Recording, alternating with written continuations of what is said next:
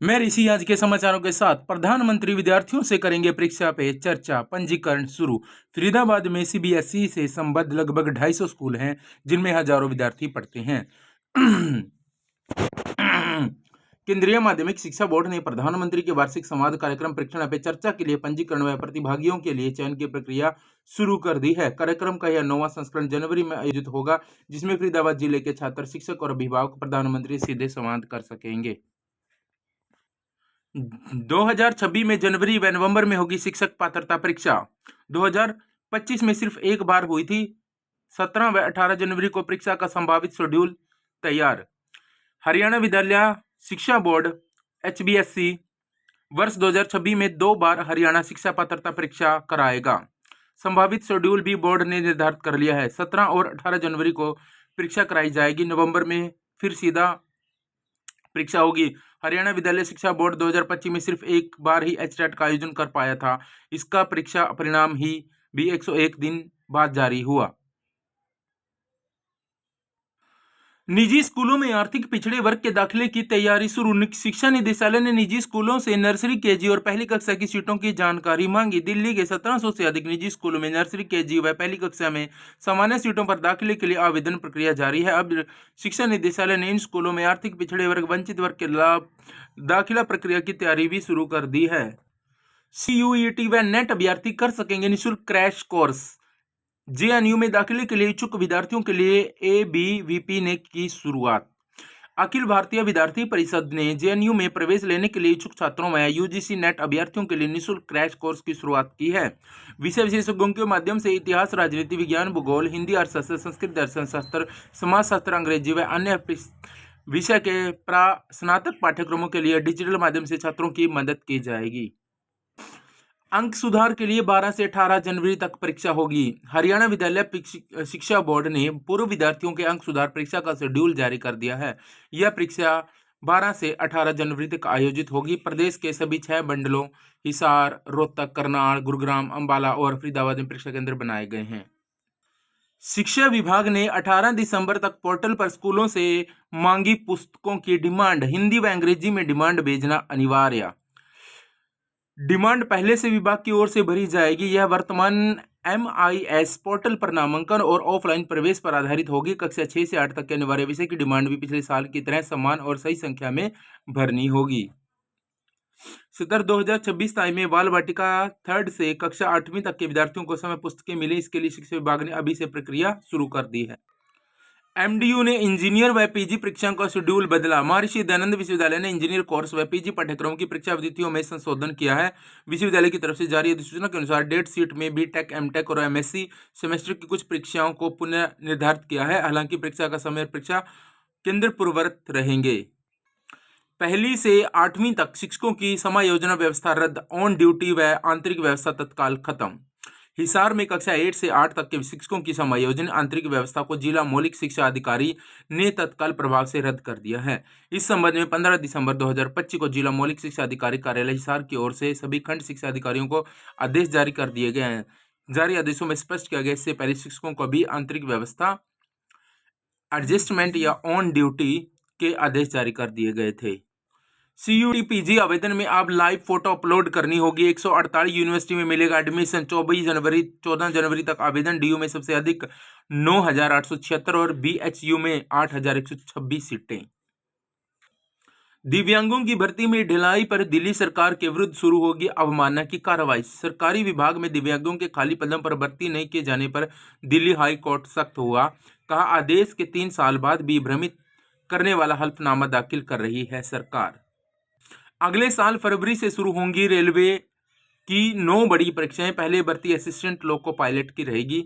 RRB का जो calendar है वो जारी हो चुका है। पिछली बार 1.20 लाख पदों के लिए आवेदन आए थे और 3 करोड़ आवेदन हो चुके थे। कक्षाएं छोड़कर 22 साल पुरानी मतदाता सूची में मतदाताओं को तलाशने में जुटे हैं शिक्षक। कुछ स्कूल एक शिक्षक के भरोसे तो कहीं 2 कक्षाओं को एक बनाकर करा रहे हैं पढ़ाई। जो जिले में मतदाता सूची का विशेष गहन परीक्षण का कार्य चल रहा है, जिसके अंतर्गत 2002 की मतदाता सूची का मिलान 2024 की मतदाता सूची के साथ किया जा रहा है। जिले में 1209 मतदान केंद्र हैं। शिक्षकों को BLO की जिम्मेदारी भी सौंपी हुई है। शिक्षक कक्षाओं को छोड़कर घर घर जाकर सूची में शामिल अभियंताओं को तलाश कर रहे हैं। हरियाणा स्कूल लेक्चर्स एसोसिएशन ने जिला स्तरीय बैठक में गठित की कार्यकारिणी हसला ने पदाधिकारियों को नई जिम्मेदारी सौंपी। Haryana school lectures association Jhajjar की जिला स्तरीय सामान्य बैठक रविवार को आयोजित की गई। बैठक में जिले के विभिन्न विद्यालयों से आए बड़ी संख्या में प्राध्यापक व सदस्यों ने भाग लेकर संगठनात्मक गतिविधियों को सशक्त बनाने पर विचार विमर्श किया। सर्वश्रेष्ठ कर्मियों को मिलेगा सुशासन पुरस्कार, कल तक होंगे आवेदन। राज्य स्तरीय पुरस्कारों के लिए प्रशासनिक सचिव करेंगे संस्तुति, जिला स्तरीय पुरस्कारों पर उपयुक्त लेंगे निर्णय। अपने अभिनव कार्यों और असाधारण प्रयासों से बेहतर शासन में योगदान देने वाले कर्मचारियों को 25 दिसंबर को सुशासन दिवस पर सम्मानित किया जाएगा। पुलिस में बढ़ेगी महिलाओं की भागीदारी, 550 नई भर्तियों को मंजूरी। राज्य में संवेदनशील स्थानों पर बढ़ाए जाएंगे सीसीटीवी कैमरे। सम्मेलन में 107 प्रस्ताव आए, सभी को लागू करेगी सरकार। पुलिस विभाग में इस समय 5,750 पुलिसकर्मियों की भर्ती की प्रक्रिया चल रही है। इसमें 950 महिला पुलिसकर्मियों की भर्ती की जानी है। शिक्षकों ने वर्क फ्रॉम होम व 50% उपस्थिति की मांग की। बढ़ते प्रदूषण को देखते हुए शिक्षा मंत्री से लगाई गुहार। शिक्षा निदेशक व प्रिंसिपल सेक्रेटरी को भी लिखा पत्र। दिल्ली में प्रदूषण के कारण 5वीं तक के स्कूल हुए बंद। दिल्ली में प्रदूषण खतरनाक स्तर पर पहुंचने के कारण ग्रेड 4 लागू हो चुका है। इसे देखते हुए दिल्ली सरकार बीते सप्ताह छात्रों के लिए कक्षाएं हाइब्रिड मोड में चलाने का आदेश दिया है। CUT व नेट अभ्यर्थी कर सकेंगे निःशुल्क क्रैश कोर्स। JNU में दाखिले के लिए इच्छुक अभ्यर्थियों के लिए ABBP ने की शुरुआत। PhD स्कॉलर्स के पढ़ाने की व्यवस्था पर उठने लगे सवाल।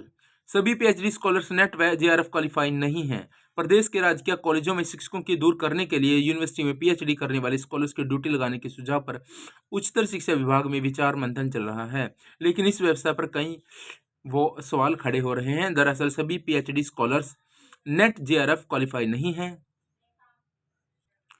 और उनके पढ़ाने में के एवज में भुगतान पर भी पेंच फंसेगा। ये सब मानक के अनुरूप नहीं है। सूचकों की माने तो इस सुझाव को अमजी लामा पहनाना लगभग नामुमकिन माना जा रहा है।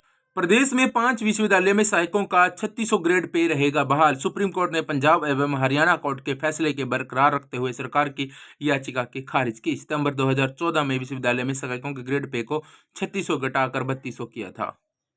दृष्टिबाधित वन कर्मियों को लाभों सहित पदोन्नति का आदेश। हाई कोर्ट ने कहा दिव्यांग कर्मी को 2003 से वन रक्षक व 2013 से वनपाल पद पर सांकेतिक पदोन्नति मिलेगी।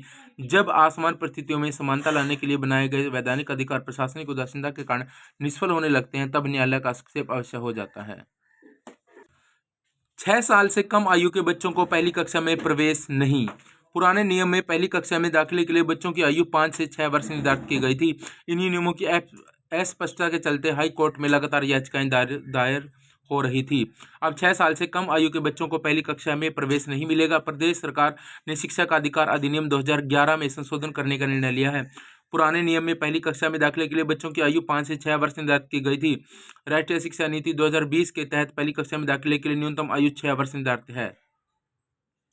उच्च शिक्षा की कमान अब विकसित भारत शिक्षा अधिष्ठान संभालेगा, विधेयक पेश। परमाणु ऊर्जा बिल से डाटा सेंटर स्थापना में मिलेगी मदद। UGC और AICTE स्थित करीब दर्जन भर नियामकों में बंटी देश की उच्च शिक्षा की कमान अब विकसित भारत शिक्षा अधिष्ठान संभालेगा। केंद्र सरकार ने सोमवार को विकसित भारत शिक्षा अधिष्ठान विधेयक 2025 लोकसभा में पेश किया। हालांकि विपक्षी सदस्यों की आपत्ति और हंगामे के कारण विधेयक को तुरंत संयुक्त संसदीय समितियों को भेजने पर सहमति दे दी गई। निजी स्कूलों से EWS व DG की सीटों की जानकारी मांगी।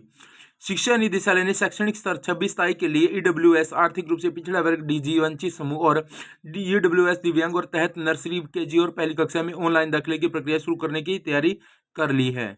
स्पोर्ट्स डाइटिशियन कोर्स में प्रवेश के लिए आवेदन 20 से। इवनिंग सेशन में सेल्फ फाइनेंसिंग स्कीम के अंतर्गत चलेगा कोर्स। 7 जनवरी तक कर सकते हैं आवेदन। कुरुक्षेत्र विश्वविद्यालय के शारीरिक शिक्षा विभाग में स्तर 2025-26 के लिए certificate course in sports dietitian प्रवेश के लिए अधिसूचना जारी कर दी है। 3 माह की अवधि का प्रमाण पत्र पाठ्यक्रम इवनिंग सेशन में सेल्फ फाइनेंसिंग स्कीम के अंतर्गत संचालित किया जाएगा।